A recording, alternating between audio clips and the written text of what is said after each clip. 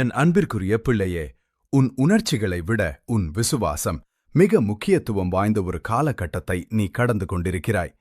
நீ எப்போதும் பலமானவனாகவோ, தன்னம்பிக்கை கொண்டவனாகவோ அல்லது அனைத்தும் உறுதியாக தெரிபவனாகவோ இருக்க முடியாது என்பது எனக்கு தெரியும். ஆனாலும் உன் உணர்வுகள் மாறினாலும் நீ கலங்காமல் உறுதியாய் நிற்க வேண்டும் என்று நான் விரும்புகிறேன். விசுவாசம் என்பது குறைபாடற்ற தன்மை அல்ல.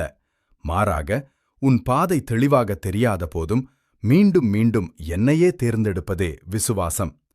சிறிய காரியங்களில் விசுவாசமுள்ளவன் பெரிய காரியங்களிலும் விசுவாசமுள்ளவனாயிருப்பான் என்று என் வசனம் உனக்கு நினைவி ஊட்டுகிறது. நீ செய்யும் ஒவ்வொரு சிறிய விசுவாசச் செயலையும், சந்தேகங்களுக்கு மத்தியிலும் நீ ஏறெடுக்கும் ஒவ்வொரு ஜெபத்தையும், கீழ்ப்படிதலோடு நீ வைக்கும் ஒவ்வொரு அடியையும் நான் காண்கிறேன். விசுவாசத்தோடு நீ செய்யும் எதுவும் ஒருபோதும் வீண் போகாது. உன் முன்னேற்றம் சிறியது என்று நீ கருதினாலும் உன் விசுவாசம் ஒரு பெரிய நன்மையை உருவாக்கி வருகிறது. பலன் உடனடியாக கிடைக்காத போது தொடர்ந்து முயற்சி செய்வதில் நீ சோர்வடையலாம். ஆனால் நன்மை செய்வதில் நீ சோர்ந்து போகாதே.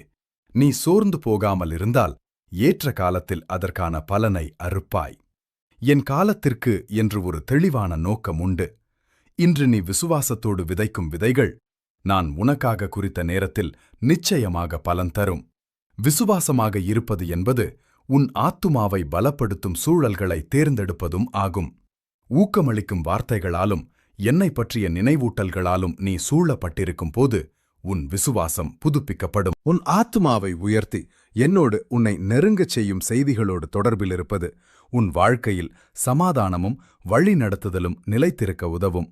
உனக்கு ஆசீர்வாதங்களும் வளர்ச்சியும் ஆன்மீக பலனும் வேண்டுமென்றால் என்னோடு இணைந்து நிற்க நீ தீர்மானிக்க வேண்டும். விசுவாசத்தோடு என்னையே நம்பியிருப்பவர்களை நான் ஆசீர்வதிப்பேன். நீ விசுவாசத்தில் தொடர்ந்து நடக்கும்போது நான் உன்னை பலப்படுத்தி வழி நடத்துவேன்.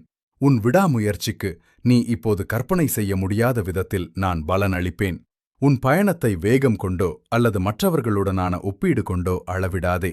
உன் விசுவாசத்தை கொண்டு மட்டுமே அதை அளவிடு. முன்னேறிச் செல் விசுவாசி, என்னையே தேர்ந்தெடு. நான் உன் விசுவாசத்தை மதிக்கிறேன், உன் இதயத்தை உருவாக்குகிறேன். எல்லா காலங்களிலும் விசுவாசமாக இருப்பதன் மூலம் கிடைக்கும் அந்த பெரிய ஆசீர்வாதங்களை உனக்காக நான் ஆயத்தம் செய்துள்ளேன்.